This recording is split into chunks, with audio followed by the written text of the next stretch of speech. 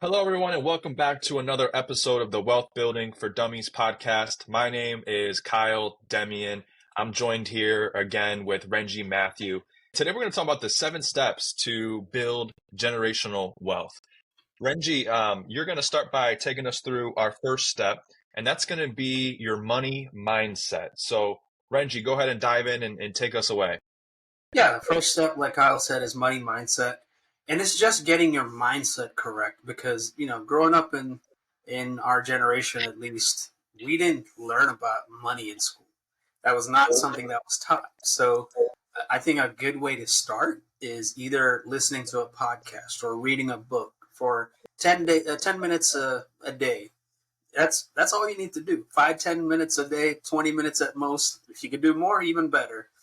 What that's going to do is it's going to get you comfortable with hearing about finances, uh, learning different strategies in wealth building, listening to people that you want to emulate, looking up to people that you do, listening to them speak about how they build wealth.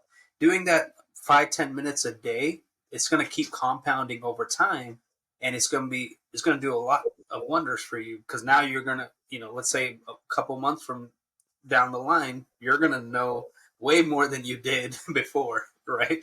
And it might be something you need to put into place and actually take part in, but at least you'll know when you hear other people talk about it, at least. Yeah, Anything you absolutely. want to add, Kyle? No, I think you're spot on.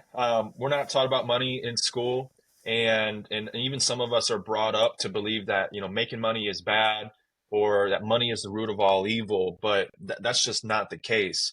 So starting to prime your mind to build wealth is the first and most important step.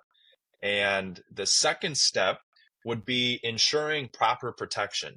And most people don't realize this, but if one of your goals is to build generational wealth, the quickest and most guaranteed way that you can do it would be through proper protection or securing a life insurance policy, right? What if none of us know when our time is going to be called for us and when we pass away?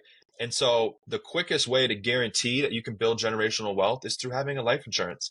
You pay into it today and it's got guaranteed death benefit coverage for you tomorrow and beyond.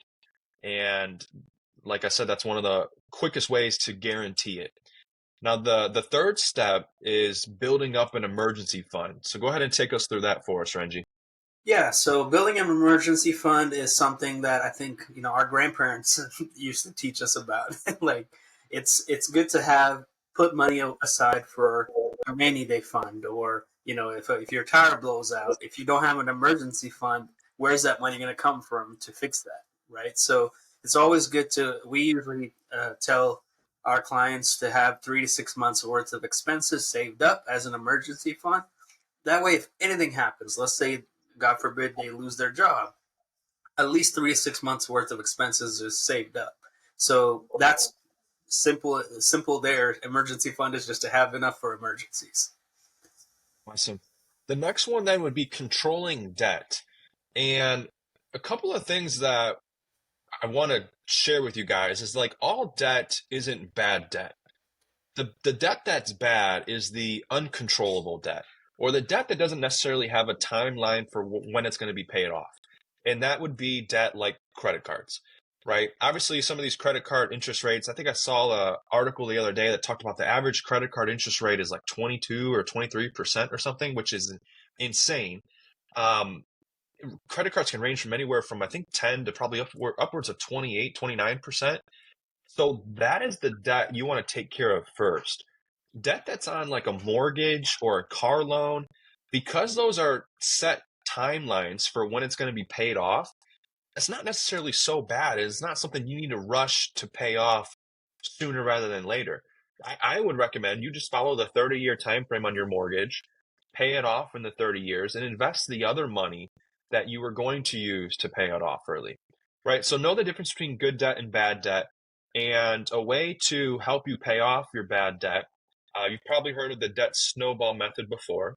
If you haven't heard of it, the debt snowball helps you to start to build momentum with taking care of your debt situation. So you would list out first all of your debts, all of the interest rates and, with which cards and which companies you have the debts with. And then start with the lowest balance first. Pay that off, scratch it off, maybe reward yourself a little bit to start to build momentum, and then tackle the next lowest balance debt. Once you pay that one off, tackle the third lowest debt and build on from there. And that's how you can control your debt on your way to building generational wealth. And Renji, go ahead and take us through step number 5 for us.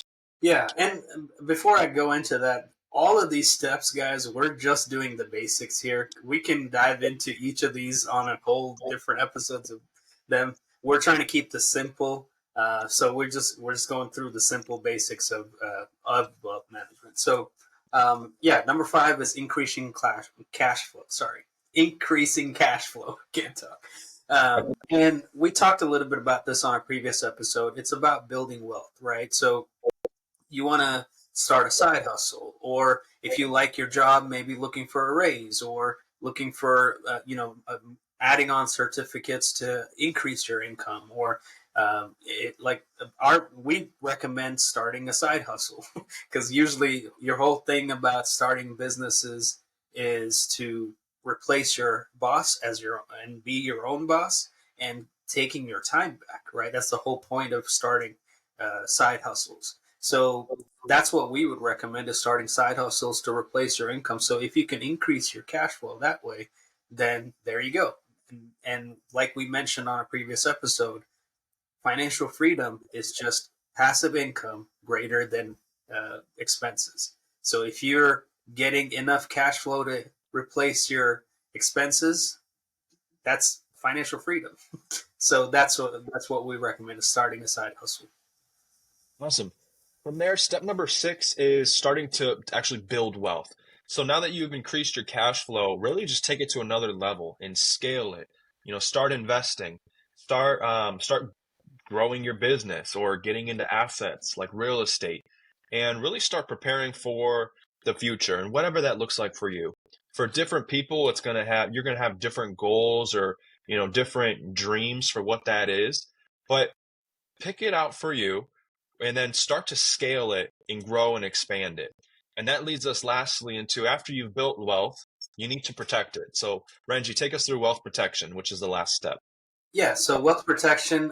Kyle hit a little bit on this in step number 2, is protection with insurance, but there's also a whole nother level of setting up a trust to protect not only yourself, your businesses, your family, all of that. So if you have a trust set up, if you look back at the richest families in the history, a lot of them that passed down their generational wealth, they had trusts set up. Because now, if anything happens, if let's say you have life insurance, whenever something happens to you, it's the beneficiary is the trust, so it goes into that. Now, these rich families, what they did was they used the trust, the money that was in there, to fund their businesses, buy a car, college, start a business, whatever it is. It's all protected in that trust. And also, going back to protection, going back to the last step of building a business, setting up a proper LLC, or structuring your business the right way. Like we said, this is just the basics, but we'll break down each of those on its own episodes later in the future. Anything you want to add to that, Kyle? I think just the last thing would be like, also for wealth protection is like, as you get closer to retirement and, talking about hanging it up and leaving your career, leaving your business, would Yeah. also be protecting your money, not only potentially from taxes, but most importantly from market risk. That way, a large market crash like 2008 doesn't wipe out, half of what you worked your whole life to build. So just making sure you're crossing your T's and dotting your I's with everything in regards to protection, and using trusts and wills, and maybe converting your money to tax free as well, just to be able to prioritize your family instead of the IRS. Because if you don't have a protection plan in place for you and your family, the plan that you are electing into is the government's plan, the IRS plan, which is sending your estate and all your assets through probate, and you'll have estate taxes taken out, and so forth and so on. Yeah. So these are the 7 steps to build generational wealth Renji, is there anything else you want to kind of leave us with today? No, I think you ended it good. I think we'll break down each of those into its own specific episodes later because there's so much we could talk about each of those. We just covered the basics. Again, this is wealth building 101, right, for dummies. So we don't want to go too much into each of those. We'll break each of those down in a different episode. Absolutely. Awesome. Well, thank you guys for tuning in to another episode of the Wealth Building for Dummies podcast.